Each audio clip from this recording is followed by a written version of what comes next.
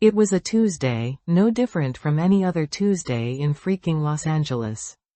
The sun was blazing like a drunk pyromaniac, and I was schlepping my reusable grocery bags, because, saving the planet while simultaneously contributing to its slow demise through excessive avocado consumption, down Melrose. I was heading towards Erewhon, which, let's be real, is just a fancy way of saying, I have more money than sense and I'm not afraid to prove it. That's when I saw her. This wasn't just any old granny.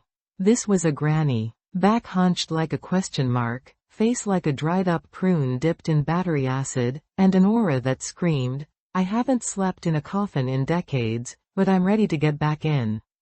I swear, even the pigeons gave her a wide berth. A shiver, the kind that usually heralded the arrival of my monthly visitor, zipped down my spine. I wanted to cross the street, maybe duck into a random yoga studio and stretch out the creepy vibes. But nah, I figured I was just being a wimp. It's LA, you see weirder stuff before breakfast than most people see in a lifetime. So, I kept walking. Big mistake. Huge. As I passed her, the old crone moved faster than a cheetah on Viagra. Before I could say, namaste, psycho, she grabbed my elbow. Not a gentle, excuse me, dearie, grab. This was a vice grip, like she'd been practicing on redwood trees. Holy mother of kombucha, I yelped, trying to yank my arm free.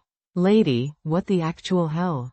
She peered up at me, her eyes two milky marbles, and let me tell you, there was nothing but dead space behind them. Soon, she croaked, her voice like nails on a chalkboard dipped in gravel, you will lose that which is most precious to you. My stomach did a triple backflip with a dismount that would make Simone Biles jealous. I managed to wrench my arm away, leaving what felt like a permanent hand-shaped bruise. Seriously? That's your opener? I shot back, adrenaline and pure bitchiness kicking in. Did you learn that at the fortune teller's convention? 'Cause it sounds like a fortune cookie after a 3-day bender. She just stared at me, a flicker of something, maybe amusement, maybe malevolent glee, dancing in her dead eyes. Then she just stood there, a gnarled monument to impending doom. I booked it. Ran faster than a Kardashian avoiding a tax audit. By the time I reached Erewhon, my lungs were burning, my palms were sweaty, and I was seriously contemplating therapy.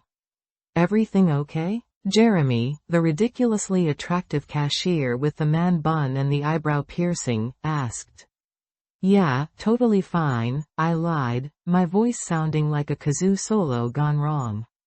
Just, dodging rogue grannies. LA life. I grabbed my overpriced kale chips and organic cashews, paid a small fortune, and tried to convince myself the whole thing was just a bizarre, albeit unpleasant, encounter. Old lady with a screw loose. Happens all the time. I didn't tell anyone about it. I didn't want to sound like a nut job.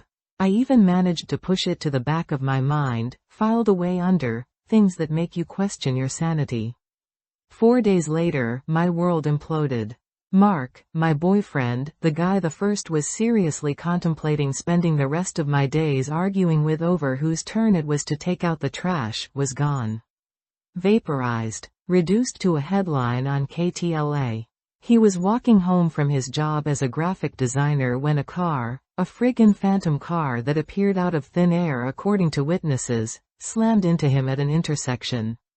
No skid marks, no witnesses who could get a good look at the driver. Just a mangled body and a whole lot of unanswered questions. They said, accident. I said bullshit. The cops mumbled about hit and runs and kept offering me pamphlets about grief counseling. My friends brought over casseroles and platitudes. My mom cried on the phone for an hour straight. But all I could see was that old woman's face, those milky eyes, that chilling pronouncement. Soon you will lose that which is most precious to you. I was beyond grief. I was beyond shock. I was in a state of cold fury, fueled by cheap tequila and a burning desire to find that damn crone and rip her dentures out. Okay, universe, I muttered, nursing a glass of something cheap and bubbly in my tiny apartment. You wanna play games? Let's play. But I'm warning you, I'm a sore loser. My friend, Chloe, a psychic with a penchant for crystals and questionable fashion choices, arrived with a smudge stick and a worried frown. Honey, you look like you wrestled a badger, she said, eyeing my sweatpants and unwashed hair. I feel like I wrestled a badger, I retorted. And lost. I told her the whole story, from the encounter on Melrose to the god-awful news about Mark. Chloe listened intently, occasionally nodding and making, noises that sounded suspiciously like she was trying to channel Oprah. Okay, she said finally, taking a deep breath. This is complicated. That old woman, she sounds like a harbinger. A messenger of some kind. A messenger of crap, I snapped. She basically cursed me. Maybe, Chloe conceded. Or maybe she was just warning you. Trying to prepare you. Prepare me for what? To lose the love of my life? Thanks a lot, Grandma Death. I feel so much better informed now. Chloe ignored my sarcasm. We need to find her. We need to understand why she targeted you. And so began our descent into the wonderfully weird world of Los Angeles's mystic underground. We consulted tarot readers who told us we were surrounded by dark energies. We visited a voodoo priestess in a strip mall who charged us $500 to chant over a chicken carcass. We even tried contacting Mark through a medium, who ended up just telling us he was at peace and really liked my new haircut. It was all a bunch of expensive, heartbreaking garbage. Then, one night, after several days of fruitless searching, Chloe had an idea. Remember that little shop on Fairfax? Occult Emporium. They buy and sell old artifacts, oddities, the whole shebang. Maybe they've seen her. The Occult Emporium was exactly what it sounded like. A dimly lit, delightfully macabre store crammed with skulls, dusty books, and things that looked like they belonged in a museum of medical horrors. The owner, a gaunt man with a monocle and a name that sounded suspiciously like Professor Von Evil, was surprisingly helpful. An old woman, hunched over, unpleasant demeanor, he mused, stroking his chin. I may have heard whispers. They say she's a collector of souls. I choked on my own saliva. A what? A collector, he repeated. She seeks out those who are about to experience significant loss, significant pain. She feeds off their grief. That's insane, I exclaimed. That's straight-up comic book villainy. Perhaps, Professor Von Evil said with a shrug. But sometimes, reality is stranger than fiction.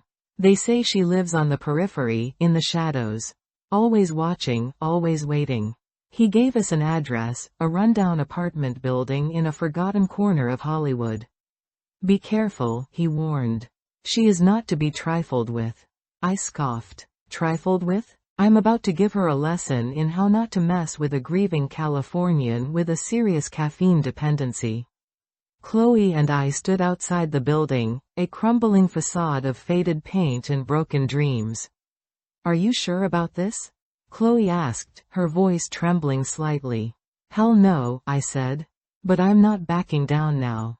We found her apartment on the 3rd floor.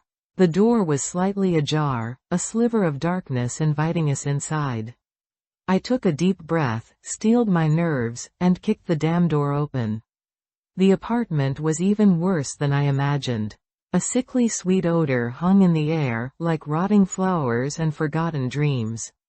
The walls were covered in disturbing drawings, swirling patterns of eyes and faces that seemed to follow us as we moved. And there, in the center of the room, sitting in a rocking chair, was the old woman. She looked up at us, a smug smile twisting her lips.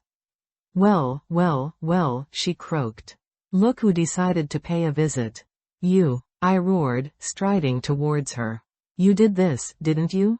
You killed Mark. She chuckled, a dry, rattling sound. I merely foresaw the event. I have no power over fate, child. I simply observe. Observe? You feed off it. You're a monster. Am I? she said, her voice dripping with venom. Or am I simply efficient? Grief is a powerful force, you know. A potent energy. And energy must be harnessed. You're a psychopath, I screamed, grabbing a nearby broom as a weapon. Please, she scoffed. You think you can stop me? I've been doing this for centuries. I've seen empires rise and fall. I've tasted the grief of kings and paupers alike. That's when Chloe stepped in. She raised her hands, palms facing the old woman, and started chanting. It was a weird, melodic hum, a blend of ancient languages and New Age babble. The old woman's eyes widened. What are you doing? She hissed. Reclaiming what you stole, Chloe said, her voice surprisingly strong. I'm sending that energy back where it belongs. A wave of energy pulsed through the room, shaking the walls and rattling the windows. The drawings on the walls seemed to writhe, their eyes flashing with pain.